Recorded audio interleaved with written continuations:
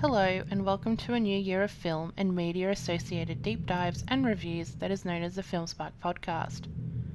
I am your host Ebony and welcome to Season 2.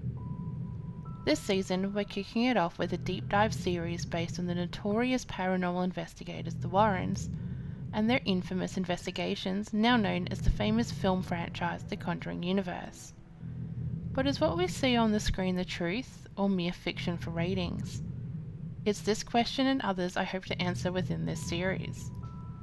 So grab your popcorn, a plushie, and a drink as we deep dive the Conjuring classics. This is episode 4, The Haunted, or the Smurl family.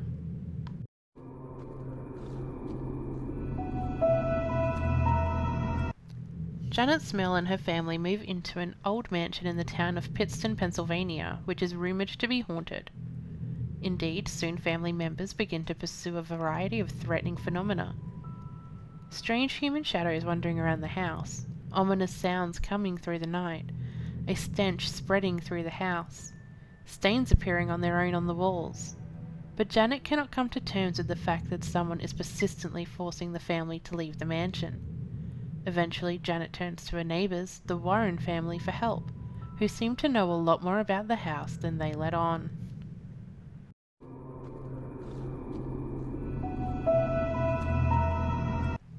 The Smurls moved into a double-block house on Chase Street in West Pittston, Pennsylvania in August 1973.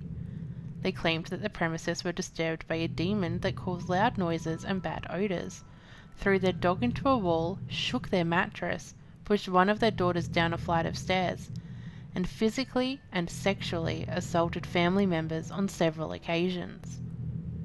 In 1986, the family brought in a pair of demonologists, Ed and Lorraine Warren.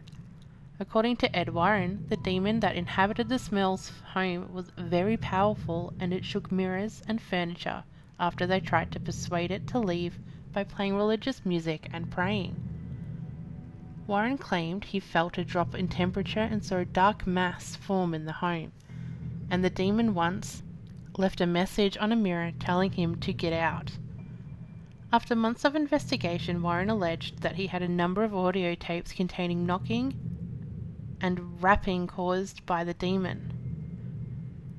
Professor Paul Kurtz of State University of New York at Buffalo, and then chairman of the Committee for the Scientific Investigation of Claims of the Paranormal, said that the Warrens weren't objective, independent, or impartial investigators, and characterized the Smurls' claims as a hoax, a charade, a ghost story.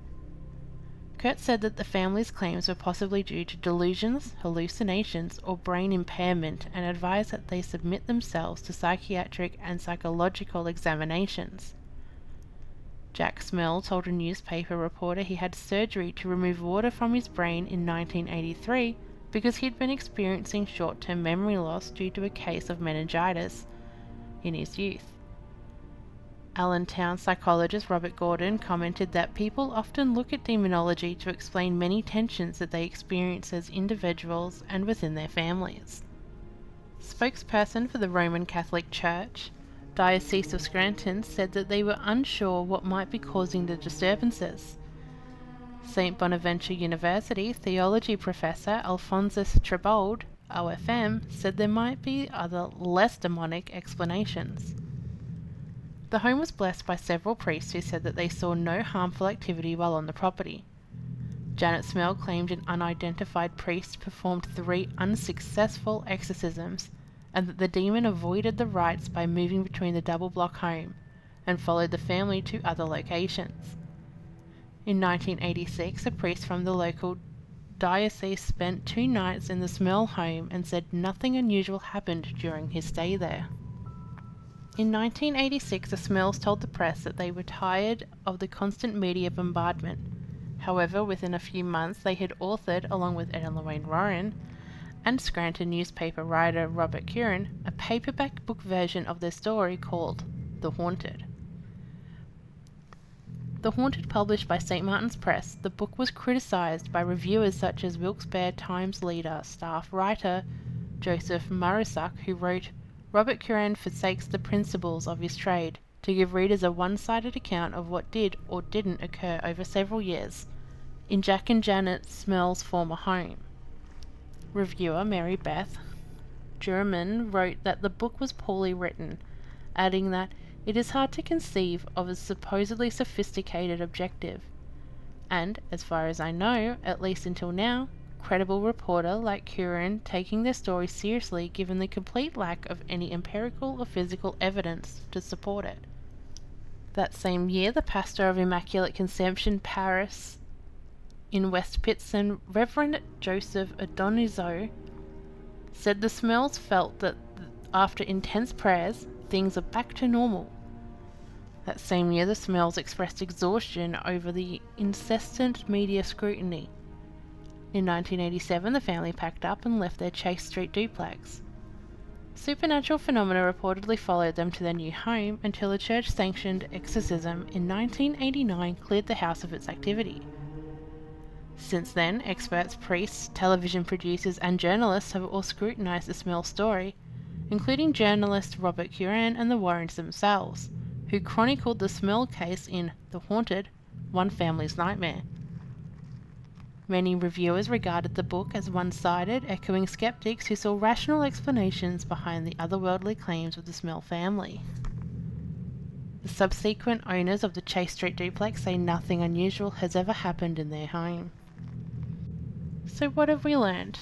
Well, not a lot, to be honest. The Smurl haunting is one Warren case there's not too much evidence on other than the books. The Haunted was made for a TV special, but seems to be the only real media on the case other than the snippets of stories and anecdotes from the family themselves. I do however feel the Conjuring 4 would be based on this haunting. There's enough to go by and plenty to embellish in true Conjuring universe fashion. How do you feel about the Smurl family's haunting? Are you a believer or merely a skeptic? My name is Ebony, this has been the Film Spark podcast, and thank you for joining me in episode 4 of the Conjuring classics, The Smurl Family. Join me for episode 5 and the final of the series next week, The Devil Made Me Do It. Have a good night.